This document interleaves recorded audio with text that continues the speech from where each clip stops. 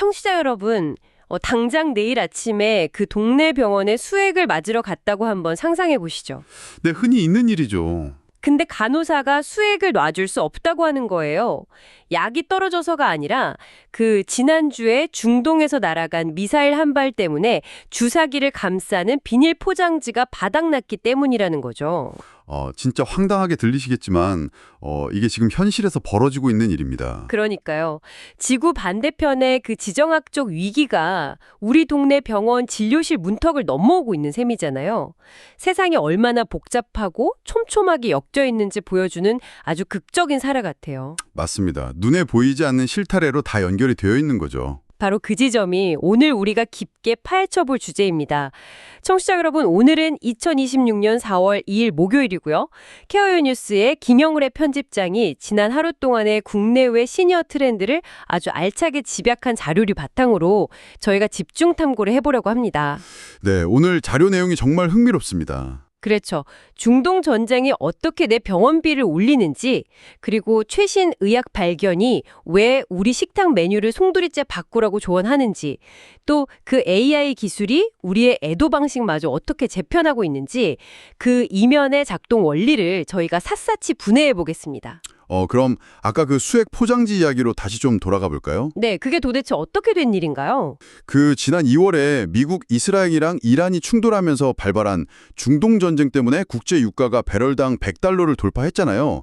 여기서 우리가 주목해야 할 건 자동차 기름값이 아니라 그 나프타라는 물질입니다. 나프타요? 그 석유화학 산업의 쌀이라고 불리는 원료 말씀이시죠? 네, 맞습니다. 근데 그게 동네 병원 소모품이랑 무슨 상관이 있는 건가요? 그 원유 정제할 때 나오는 나프타, 그러니까 폴리에틸렌 같은 플라스틱이나 비닐의 기초 원료가 되거든요.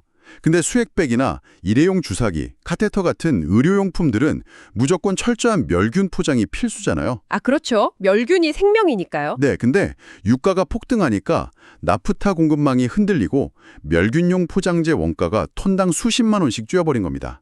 결국 필수 의료 소모품이 품절되거나 가격이 막 20에서 30%씩 폭등하는 연쇄 반응이 일어난 거죠. 와, 전쟁 때문에 원유가 오르고 원유가 오르니까 플라스틱 포장재를 못 만들어서 환자 치료가 멈출 수 있다니 진짜 무섭네요. 네, 경제 교과서에 나오는 나비 효과의 아주 무서운 실전 테스트 같은 거죠. 상황이 이렇다 보니 정부도 전례 없이 다급하게 움직이긴 했더라고요. 19일 만에 무려 26조 2천억 원 규모의 추경을 편성했어요. 이거 역대 최단 기간 아닌가요? 그렇죠. 정부 입장에서도 물가 상승이 의료나 생필품 같이 국민 생존권이랑 직결되는 영역을 타격하는 걸 지켜만 볼 수는 없었을 겁니다. 대책 내용을 보면 소득 하위 70%를 대상으로 최대 60만 원 피해 지원금도 주고 대중교통 K패스 환급률도 저소득층은 83% 그리고 시니어는 45%로 크게 올렸죠. 네, 근데 여기서 가장 놀라운 건 26조 원이라는 막대한 돈을 푸는데 빚을 내지 않았다는 거예요. 저도 그 부분 봤어요. 보통 추경하면 국채 발행부터 막 생각나잖아요. 맞습니다. 그 이면에는 반도체 수출 호황이랑 증시 호조라는 또 다른 거시경제의 흐름이 있었거든요. 거기서 발생한 초과 세수를 활용했기 때문에 오히려 국채 상환까지 병행하는 빚 없는 추경이 가능했던 거죠. 미지수기소도 제조 건전성을 유지하려는 굉장히 영리한 줄파기를 했네요. 하지만 이런 거시경제 압박이 단순히 지원금 몇 푼 쥐어준다고 끝나는 게 아니잖아요. 그렇죠. 경제적 스트레스는 필연적으로 사회적 갈등의 뇌관을 건드리게 되어 있습니다. 네, 지금 대한민국을 가장 뜨겁게 달구고 있는 지하철 무임승차 논란이 그 완벽한 예시 같아요. 최근에 이재명 대통령이 출퇴근 시간대 노인 대중교통 무임승차 제한에 대한 연구를 지시하면서 본격적으로 불이 붙었죠. 정부의 접근 방식은 일단 강제적인 법 개정보다는 혼잡한 시간대에 한해서 시니어층의 자발적 이용 자제를 권고하는 쪽으로 가닥을 잡고 있더라고요. 국가 재정 적자 폭을 줄이고 효율성을 높이겠다는 논리죠. 네. 반면에 공공운수노조와 시니어 단체들의 반발 논리를 들여다보면 이 문제의 본질이 단순히 공짜표가 아니라는 걸 알 수 있습니다. 이분들이 제시하는 통계가 굉장히 날카로워요. 아, 어떤 통계인가요? 2025년 기준 대한민국의 노인 빈곤율이 40%에 달한다는 거죠. 출퇴근 시간대에 콩나물시루 같은 지하철을 타는 시니어 대다수가 놀러 가는 게 아니라 생계를 위해 경비나 청소 같은 저임금 노동 현장으로 출근하는 분들이라는 겁니다. 아, 생존권이 걸린 문제라는 거군요. 네, 그리고 노조 측에서 강조하는 또 다른 수치는 실제 이용률입니다. 전체 출퇴근 시간대 지하철 승객 중에 노인 비율은 8.3%에 불과하다는 점을 들고 있거든요. 8.3%요? 생각보다 높지 않네요. 그러니까 재정 적자의 근본적인 책임을 특정 세대에게 전가하는 희생양 만들기라고 비판하는 거죠. 1984년부터 42년간 이어져온 보편적 복지를 축소할 게 아니라 차라리 국가 재정을 직접 투입하라는 강력한 촉구입니다. 한정된 파일을 어떻게 나눌 것인가 하는 국가의 딜레마랑 당장의 생존권이 걸린 입장이 정면으로 충돌하고 있네요. 청취자 여러분은 이 양측의 입장을 들으시면서 어떤 생각이 드시는지 궁금합니다. 네, 아주 첨예한 이슈죠. 한 가지 확실한 건 글로벌 경제에 칼바람이 불어오면 가장 먼저 타격을 받는 건 우리의 일상적인 이동권 같은 아주 기본적인 인프라라는 사실 같아요. 맞습니다. 그래서 외부의 안전망이 흔들릴 때 우리에게 남는 유일한 방어선은 결국 우리 자신의 신체뿐이라는 게 더 명확해지죠. 아, 중요한 포인트네요. 국가 재정이나 정책이 나를 완벽히 보호해 줄 수 없다면 개인이 구축할 수 있는 가장 확실한 내부 안전망은 독립적으로 움직일 수 있는 건강한 신체니까요. 네, 그래서 두 번째로 살펴볼 자료들이 더 흥미롭습니다. 흔히 몸이 아프면 우울해진다고들 하잖아요. 그렇죠. 몸이 아프면 마음도 약해지니까요. 근데 한림대랑 경희대 연구팀이 이걸 명확한 데이터로 증명을 했어요. 근육량과 신체 기능이 모두 떨어진 심한 근감소증 노인의 경우 우울증에 걸릴 위험이 무려 3.62배나 치솟는다고 합니다. 와, 3.6배나요? 엄청난 수치네요. 더 재미있는 건 남녀가 우울증에 빠지는 방화세, 즉 트리거가 완전히 다르다는 점입니다. 오, 어떻게 다른가요? 남성의 경우는 악력, 그러니까 쥐는 힘이 떨어질 때 우울증 위험이 급증합니다. 악력이요. 단순히 힘이 약해졌다는 사실 자체가 막 심리적인 타격을 준다는 건가요? 네, 평생 가족을 부양하고 사회적 역할을 수행해온 남성들에게 근력의 상실은 곧 자신의 쓸모가 사라졌다는 깊은 무력감으로 직결되는 경향이 있거든요. 아, 마음이 좀 아프네요. 그럼 여성은요? 여성의 경우는 보행 속도가 느려지거나 균형 감각이 떨어지는 등 움직임의 질이 저하될 때 우울증이 크게 나타났습니다. 하는 그 사회적 고립감이 원인이군요. 정확합니다. 결국 자유롭게 움직이지 못하면 마음의 병으로 번진다는 건데 여기서 그 유명한 죽은 엉덩이 증후군이 등장하죠. 아, 자료 보니까 의자에 오래 앉아있는 습관이 엉덩이 근육의 기억 상실증을 유발한다고 하던데요. 네, 의학적 용어로는 둔부 기억 상실증이라고 합니다. 둔부는 우리 몸에서 가장 큰 엔진 역할을 하는 근육이거든요. 네. 근데 하루 종일 앉아만 있으면 이 둔부가 자신이 어떻게 수축하고 힘을 써야 하는지 그 메커니즘을 잊어버리게 돼요. 이게 치명적인 이유가 둔부가 제 역할을 못하면 그 부담을 허리랑 햄스트링이 고스란히 떠안게 되거든요. 자동차로 치면 메인 엔진이 꺼졌는데 보조 모터들을 막 과도하게 돌리다가 부품이 다 망가지는 거랑 똑같네요. 완벽한 비유입니다. 허리 통증은 물론이고 신체 후면 사슬 전체가 무너지면서 노년층에게 가장 치명적인 낙상사고로 이어지죠. 낙상은 진짜 조심해야 하잖아요. 네, 시니어에게 낙상은 뼈가 부러지는 걸 넘어서 독립적인 삶의 종말을 의미하니까요. 스쿼트나 글루트 브릿지 같은 둔부 강화 운동이 단순한 목매 관리가 아니라 생존을 위한 필수 요건입니다. 그렇군요.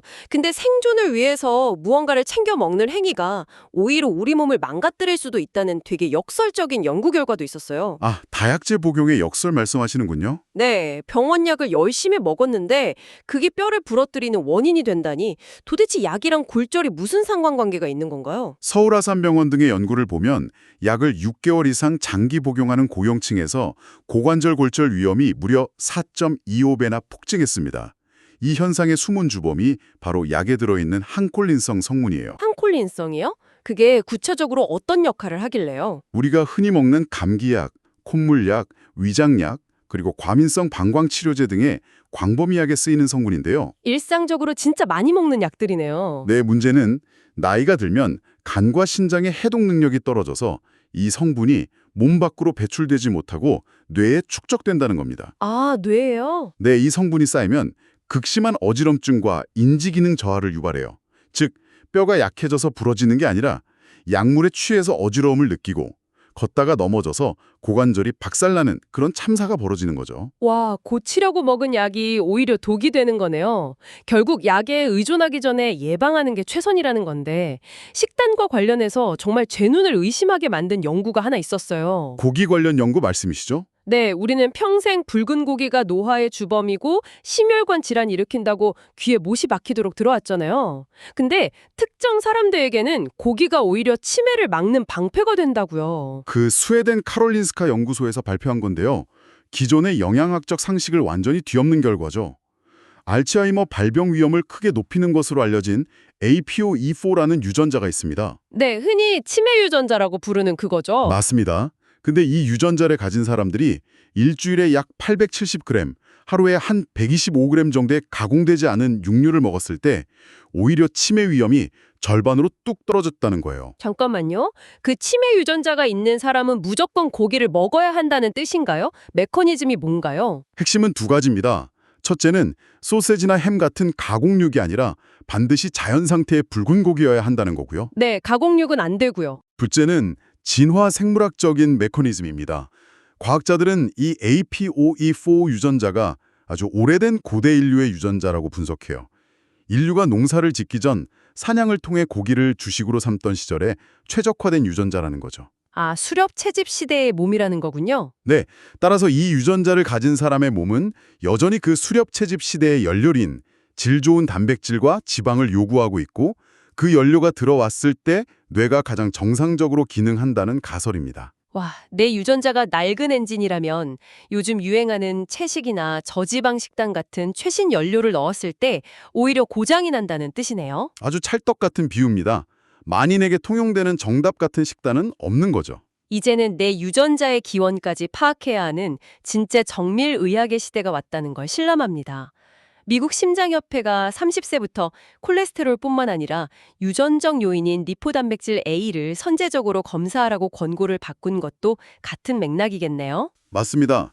평생에 걸친 유전적 데미지를 미리 관리하라는 거니까 내 몸의 고유한 시스템을 정확히 이해하고 대비해야만 신체적 독립성을 유지할 수 있다는 거죠. 좋습니다.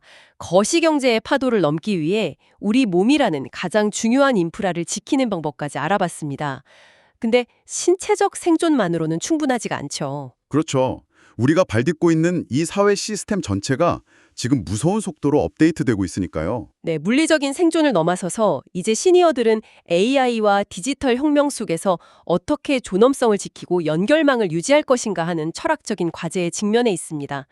기술 발전이 막 예술과 죽음의 경계마저 허물고 있잖아요. 네, 틸리노우드라는 AI 가상 여배우가 등장한 것도 모자라 세상을 떠난 명배우 발 킬머가 AI 기술로 완벽하게 부활해서 새 영화에 출연한다고 하니까요. 감독은 고인을 기리는 의미라고 포장하지만 예술계 반발이 심상추더라고요. 여기서 제기되는 윤리적 딜레마가 상당히 묵직하거든요. 기술을 통해 죽음을 거부하려는 인간의 오만함, 고인의 목소리와 얼굴을 착취하는 자본, 그리고 과거 스타만 재생산하느라 새로운 세대의 예술가들이 설 자리를 잃는 창작의 박물관화 현상 등이죠. 저는 이 기사 보면서 인간의 애도라는 감정 자체가 위협받고 있다는 생각이 들었어요. 사랑하는 사람이 죽었는데 AI가 그 사람 목소리랑 기억을 학습해서 스크린 속에서 계속 저랑 대화를 나눌 수 있다면 우리는 과연 그 사람을 제대로 떠나보낼 수 있을까요? 유산을 남긴다는 의미 자체가 완전히 변질되는 느낌이죠. 네, 이렇게 앞서가는 기술은 때로 사람을 너무 철저히 소외시키기도 하잖아요. 워싱턴 케네디 센터에서 54년이나 자원봉사를 한 78세 마릴린 슌 씨의 사연이 진짜 마음이 아팠어요. 반세기 넘게 매주 80마일을 운전해서 출근할 정도로 센터에 헌신하신 분이죠. 네, 근데 센터가 리노베이션을 거치고 이름마저 트럼프 케네디 센터로 바뀌는 재편 과정 속에서 철저히 투명인간 취급을 받았다고 고백하셨어요. 시스템이 디지털화되고 조직 문화가 급변하면서 평생을 바친 커뮤니티에서 아예 삭제되어 버린 듯한 뼈아픈 상실감을 겪으신 거죠. 변화의 잔인함이 그대로 느껴집니다. 근데 다행인 건 기술이 반드시 사람을 밀어내는 쪽으로만 발전하는 건 아니더라고요. 네, 에이지테크의 흐름을 보면 또 희망적이죠. 킨텍스에서 열리는 대규모 에이지테크 박람회 보셨죠? 네, 현장에 도입된 기술들이 아주 섬세합니다. 세종 충남대병원이 도입한 베리어 프리 키오스크가 되게 좋은 예인데요. 아, 그거 휠체어 탄 어르신 다가가면 카메라가 인식해서 화면 높이 자동으로 낮춰주는 거요. 네, 맞습니다. 시력이 침침한 분들을 위해 글씨를 키우거나 음성 안내도 기본으로 제공하고요. 사용자가 기계에 맞추는 게 아니라 기계가 사용자에게 몸을 맞추는 거죠. 저는 광진구에 생겼다는 천천히 편의점 아이디어도 너무 좋았어요. 뒤에서 기다리는 사람 눈치 보느라 키오스크 결제 두려워하는 어르신들 많잖아요. 그렇죠. 되게 조급해지거든요. 그래서 계산 속도가 좀 느려도 누구도 재촉하지 않도록 아예 공간의 규칙을 새로 쓴 거잖아요. 강남구 포이시니어센터의 스크린파크 골프나 밀양 양양에 찾아가는 디지털 문해교시고 결국 시니어들이 디지털 세상에 연착륙할 수 있게 돕는 완충제들인 거고요. 그리고 시니어들은 단지 이런 보호를 받는 수동적인 존재에만 머물지 않습니다. 94세의 나단컷이라는 분 보십시오. 아, 그 레스토랑 대포 매각하신 분요? 네, 자신이 평생 일군 식품 유통 제국을 무려 300억 달러에 매각했습니다. 나이라는 숫자가 거대한 비즈니스 결단을 내리는데 아무 걸림돌이 안 된다는 걸 증명한 거죠. 기아대책에서 진행하는 노후를 바꾸는 시간 프로그램도 인상 깊었어요. 시니어들이 다음 세대를 위해 유산을 기부하고 사회에 환원할 것을 고민하는 자리였죠. 결국 변화의 파도를 넘어서는 힘은 세대 간의 연결에서 나온다는 것 같아요. 그 연결의 힘을 의학적으로 증명한 핀란드 헬싱키 대학 연구도 있었죠. 가족 구성원 수가 정서적 회복력에 미치는 영향을 분석한 건데요. 아, 형제자매 수랑 관련된 거요? 네, 가족 규모가 작은 사람일수록 부모님, 특히 어머니가 돌아가셨을 때 겪는 정신적 충격이 훨씬 컸습니다. 슬픔의 무게를 나눠 가질 정서적 완충제가 부족하다 보니 수면제나 항불안제 같은 약물 의존도도 눈에 띄게 높았죠. 슬픔은 나눌수록 가벼워진다는 옛말이 완벽한 과학적 사실이었네요. 이 이야기들 끝에 제가 자료에서 발견한 가장 따뜻한 이야기가 하나 있습니다. 아, 맥도날드 꼬마 이야기요? 네, 미국 맥도날드에서 있었던 3살 꼬마 허디의 사연인데요. 혼자 밥을 먹고 있는 낯선 할아버지한테 쪼르르 다가가더니 저 여기 같이 앉아도 돼요 하고 묻고는 식사 끝날 때까지 제잘거리며 말동무가 되어주었다고 하더라고요. 부모가 평소 이웃 노인들을 대하던 다정한 태도를 아이가 스펀지처럼 흡수해서 자연스럽게 행동으로 옮긴 거죠. 어떤 최첨단 에이지테크 기계도 해낼 수 없는 완벽한 정서적 치유를 3살 아이가 해낸 겁니다. 그러니까요. 기계가 화면을 낮춰주고 글씨를 키워줄 순 있지만 외로운 마음의 빈자리를 채워주는 건 결국 인간의 온기뿐이라는 걸 이보다 더 잘 보여줄 순 없을 것 같아요. 네, 거시적인 위협 앞에서도 시스템의 포용력과 개인의 연대가 일상을 어떻게 지켜내는지 확인할 수 있었습니다. 오늘 짚어본 이야기들에 관통하는 진실이 있다면 우리의 삶은 세상의 거대한 흐름과 아주 촘촘하게 엮여 있다는 것입니다. 중동전쟁 충격이 병원 주사기 대란으로 번지고 우리는 버텨내기 위해 근육을 키우고 유전자에 맞춘 식단으로 몸이라는 성벽을 쌓아야 하죠. 네, 그리고 그 급변하는 디지털 혁명 속에서도 우리를 지탱하는 건 베리어 프리 기술의 배려와 다정한 말 한마디였고요. 청취자 여러분, 이 심층 분석을 마무리하면서 여러분께 한 가지 도발적인 질문을 던지고 싶습니다. 만약 에이지테크가 발전해서 신체적 독립을 거의 무한정 연장해주고 AI가 죽은 후에도 우리의 생각과 목소리를 완벽하게 남겨둔다면 과연 다음 세대에게 노후나 은퇴 혹은 필멸이라는 단어 자체가 지금 같은 의미로 존재하기나 할까요? 어쩌면 우리는 단순히 늙어가는 게 아니라 스마트폰 앱이 업데이트되듯 끊임없이 다른 버전의 나로 재설정되는 중일지도 모르겠습니다.